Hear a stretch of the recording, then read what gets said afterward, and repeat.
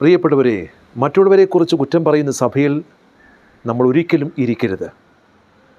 നാം ഇരുന്ന കസേര ഒഴിയുന്ന സമയം മുതൽ അടുത്ത ചർച്ച നമ്മെക്കുറിച്ചായിരിക്കും.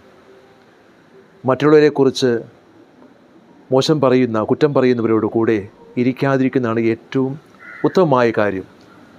ബൈബിൾ പ്രതിപാദിക്കപ്പെടുന്നുണ്ട്, നീ വിധിക്കുന്ന വിധിയാൽ നീയും വിധിക്കപ്പെടും, നീ അളക്കുന്ന അളവ് കൊണ്ട് തന്നെ നീയും അളക്കപ്പെടും. സ്വന്തം കണ്ണിൽ തടിക്കഷ്ണം വച്ചുകൊണ്ട് അവരൻ്റെ കണ്ണിലെ കരടെടുക്കാൻ നടക്കരുത്.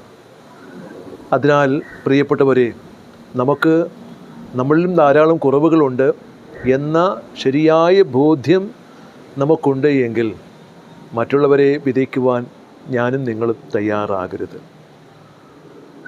മറന്നു പോകാവുന്ന ഒരു മനസ്സും നിലച്ചു പോകാവുന്ന ഒരു ഹൃദയവുമാണ് നമുക്കുള്ളത്.